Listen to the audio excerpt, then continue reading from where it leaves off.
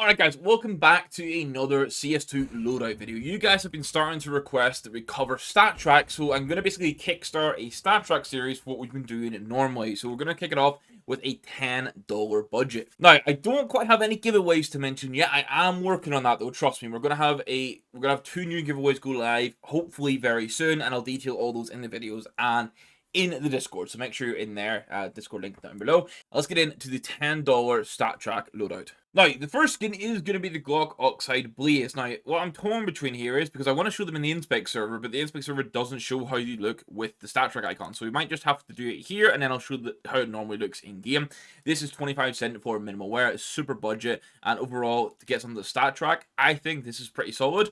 Obviously, like I say, inspect server doesn't show me it with StatTrak, but this is how it looks in game properly. I think overall, like really for like 25 cents, this is super cool. Then just over $1 and getting the USP Flashback in field tested. This actually is a skin with the nature of this skin. It actually looks pretty good in field test it. And then StatTrak counter, and these, I think both the Glock and the USP have the StatTrak counter in quite a nice location, so it's not too bad at all. And then in game, like this is how it's going to look. You can see the lighting effect a little bit differently. I'm going to keep the Oxide Blaz theme going and do that for the Deagle. This is also going to be minimal wear. This one's just over $1 for the StatTrak. Again, StatTrak counter and the Deagle is in a pretty nice position, so it doesn't really clash with the artwork.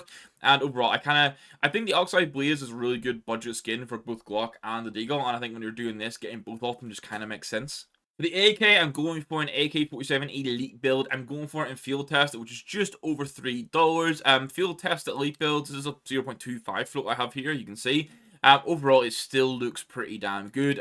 When you come to the AKs, I think Elite build is definitely the best choice here for the sort of StatTrak range. And then in game, obviously, like I say, I can't get the StatTrak counter, but I think it's just it looks kind of clean in game. Like there's something about the Elite build. It stands out to me as one of these great budget options.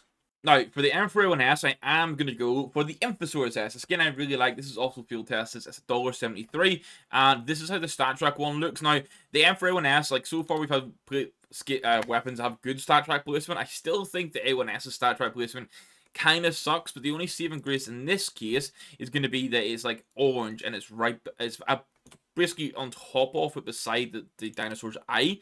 So actually kind of looks a little bit cooler than some others. It's not like blocking the artwork.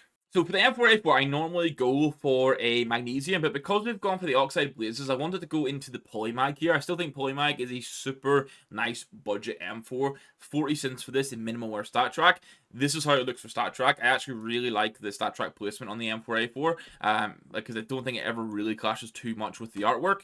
And overall, I think the PolyMag being this sort of brown color than the orange StatTrak counter, it worked quite well. And then with it being a $10 StatTrak budget, StatTrak's obviously normally considerably more expensive than like the normal variants. This is the last skin we get. We only go for the 7-main skin. It's going to be the Opforos, which in minimal wear will run you basically $3. And this is it with StatTrak. Again, it's one that I think the StatTrak counter actually pairs in quite nicely. You got that bit at the front where like the StatTrak counter kind of pairs into this bit, and it looks kind of cool, right?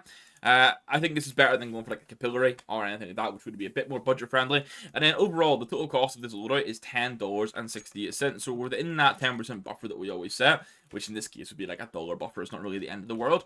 As I say, we're going to continue the series. It's going to go from $10 into 25, 50, 100, and so on, like we've done with the normal loadouts. And obviously, you'll see that sometimes it might actually pay off to just go for normal skins rather than StatTrak, because you can get more value for money visually.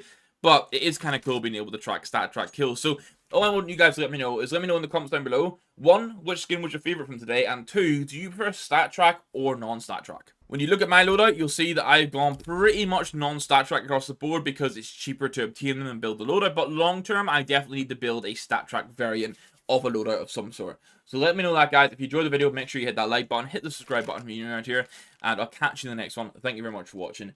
Goodbye.